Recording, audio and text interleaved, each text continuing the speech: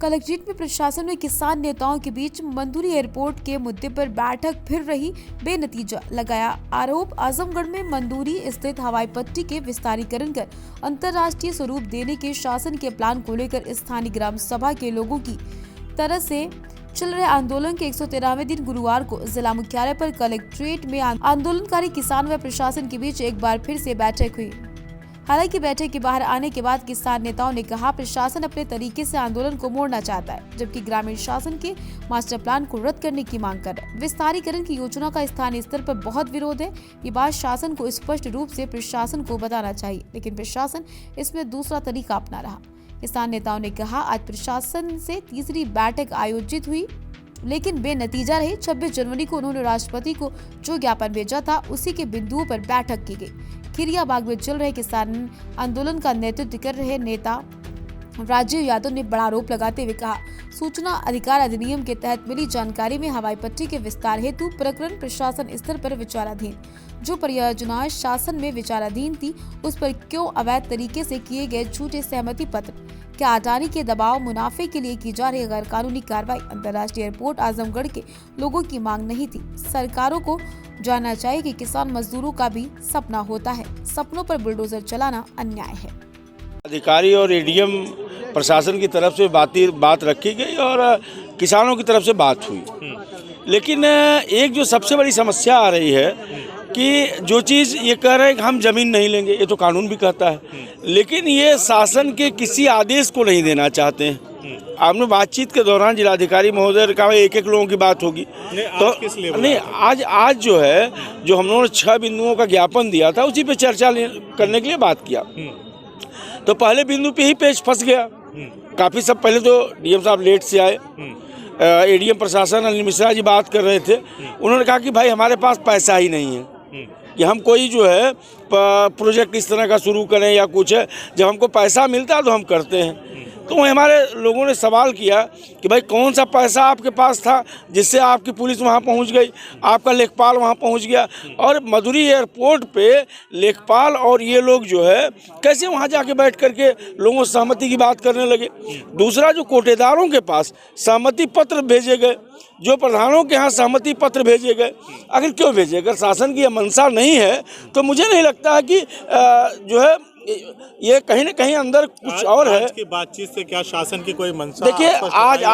देखिए अभी भी शासन की तरफ से मंशा स्पष्ट नहीं है। मैंने डीएम साहब से कहा कि हम लोग गांव सभाओं की मीटिंग करा करके प्रस्ताव करवा देते हैं, तो उन्होंने कहा कि भाई 12-13 जो सदस्य होते हैं तो वो उनसे नहीं हो सकता। हमने कहा ओपन हाउस बुला लीजिए, गांव सभा की खुली बैठक करवा लीजिए।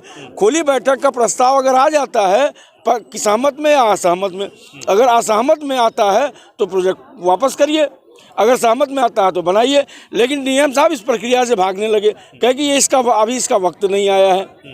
तो मुझे कहीं ना कहीं लगता है कि जो इन्वेस्टर समिट का है मामला, वही है कि अब जो है अडानी का भी हेड एंड वर्क आ गया रिपोर्ट, अडानी की भी साख गिर रही है, इनकी साख पहले से गिर रही है।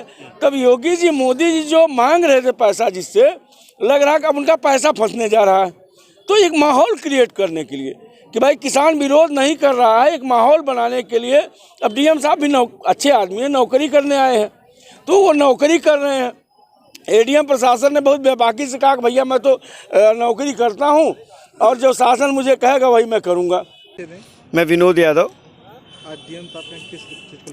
आज जिलाधिकारी महोदय से हम किसान नेता लोगों की वार्ता थी, जिसके लिए उन्होंने बुलाया था। हमारी 6 सूत्री मांगे थी किसानों की।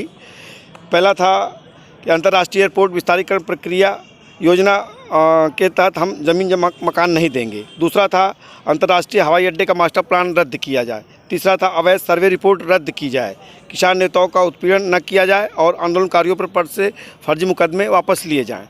और 5वां मामला प्रमुख था 12-13 अक्टूबर के रात में सर्वे के नाम पर एसडीएम सगड़ी एवं अन्य राजस्व कर्मियों भारी पुलिस बल द्वारा महिलाओं बुजुर्गों के साथ उत्पीड़न एवं दोषियों के खिलाफ मुकदमा दर्ज कर कार्रवाई की जाए। और 6वां था कि हम सम्मानपूर्वक जो है जो भी शर्तें होंगी लिखित प्रस्ताव दिया जाएगा तो माना जाएगा। तो इस विषय पे हम लोगों ने आज वार्ता किया जिलाधिकारी महोदय से। और सर्वप्रथम जो है एडीएम प्रशासन जो है रहे, लगातार बात हुई, हम लोगों ने अपने मामले पर रखे गया। उन्होंने अपना जो है बताया कि नहीं आप लोग जो है प्रस्ताव वापस कर लीजिए। बार बार उन लोगों का था कि जो है आप लोग धरना वापस ले लीजिए। लोगों ने कहा कि भाई आप लिखित दे दीजिए, तो उन्होंने कहा कि हम लिखित कैसे दे दें, हमारे पास इस तरह कोई शासन का आदेश नहीं। तो लोगों ने पूछा कि शासन का आदेश नहीं था तो 12-13 अक्टूबर की रात महिलाओं के साथ, बच्चों के साथ जो है दिन में और रात के अंधेरे में इस तरह से अभद्रता क्यों की गई?